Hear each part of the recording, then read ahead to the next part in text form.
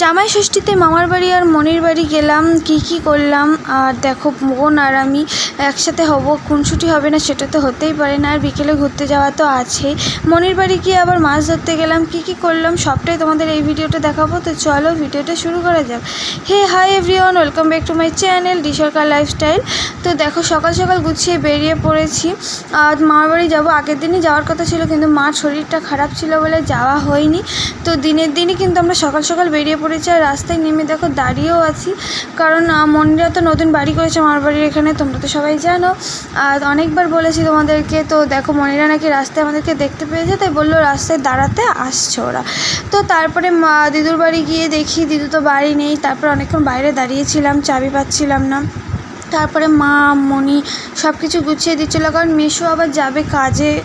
মেশোর একটা কাজ আছে, ওই জন্য তাড়াহুড়ো করছিলো মেশো খেয়ে দিয়ে বেরোবে তাই। তো এদিকে দেখো আশীর্বাদ সেরে নিল, জামাইষষ্ঠীর যা যা পালন থাকে সেগুলো সব কিছু কিন্তু সেরে নিল।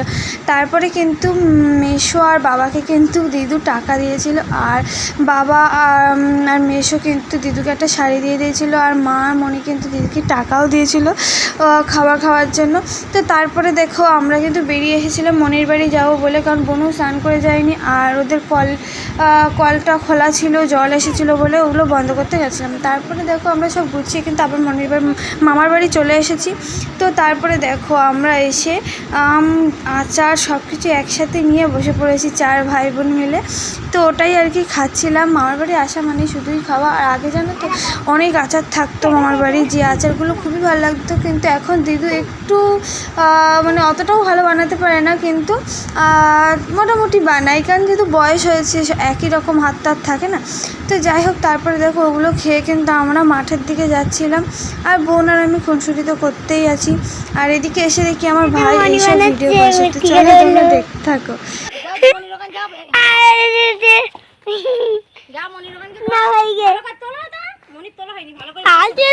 তারপর দুপুরে খাওয়া দাওয়া করে কিন্তু আমরা ঘুরতে যাবো বলে বেরিয়ে পড়েছিলাম। আর বেরিয়ে দিকে বৃষ্টি পড়ছে হালকা। তো হালকা বৃষ্টি হওয়ার পরেই কিন্তু বৃষ্টি কমে গেছিলো, আর বৃষ্টি হয়নি। বোন আর আমি বেরিয়েছিলাম, ওয়েদারটা বেশ ভালোই লাগছিলো, চারিদিকে হাওয়া ছিল। তো তাই আমরা আশেপাশেই ঘুরছিলাম। তারপরে বোনদের বাড়ির পাশে যে মাঠটা আছে ওখানে আর কি খেলা করছিলাম। তারপরে এসে আর ভিডিও কন্টিনিউ করা হয়নি। তো তারপরের দিন দেখো সকাল সকাল খাওয়া দাওয়া করে আমি বাবা বোন আমরা সব কিন্তু মাছ ধরতে গেছিলাম। বোনদের ওই বাড়ির সামনে ওইদিকে একটা খাল ছিল, তো ওখানেই আর কি মাছ ধরতে গেছিলাম। মাছ তো পাইনি, বুনু বললে ওখানে নাকি সবাই মাছ ধরতে যায়, কিন্তু মাছ আদৌ ছিল না। 4-5টা কাঁকড়া পেয়েছিলাম, আর 4-5টা ওই পুঁটি মাছই পেয়েছিলাম, তাছাড়া আর পাই না। এদিকে দেখো বাবা জাল ফেলছে, আর আমার এত কষ্ট হচ্ছিলো। প্রচণ্ড রোদ হয়েছিলো জামাইষষ্ঠীর পরের দিন, মানে ভীষণ গরম পড়েছিলো। জামাইষষ্ঠীর দিনও কিন্তু ভীষণ গরম পড়েছিলো। তো দেখো মাছ তো পাচ্ছে না, ওইভাবে জাল ফেলেই যাচ্ছে। তো আমি এদিকে বসেছিলাম, মাথা ঘুরছিলো গরমে, আর বোনও বসেছিল। আর বাবা ওই জাল ফেলেই যাচ্ছিলো, কিন্তু একটা মাছও উঠিনি, একটাও না।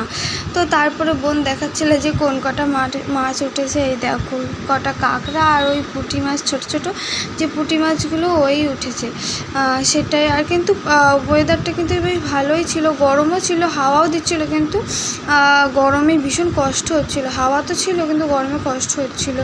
আর এদিকে দেখো তোমাদেরকে আশপাশটা একটু দেখাচ্ছিলাম, বেশ ভালোই লাগছিলো। গ্রামের এই প্রাকৃতিক দৃশ্যটা বেশ ভালোই লাগে, সবারই ভালো লাগে। সবসময় তো শহরের এই ব্যস্ত জীবনে থাকি। তো আর খালের পাশে অনেক ছোট ছোট খেজুর গাছ ছিল, বুনু প্রথম থেকে পারছিল, তারপরে কিছুটা হাতে পাচ্ছিল না হলে বাবা পেরে দিয়েছিল।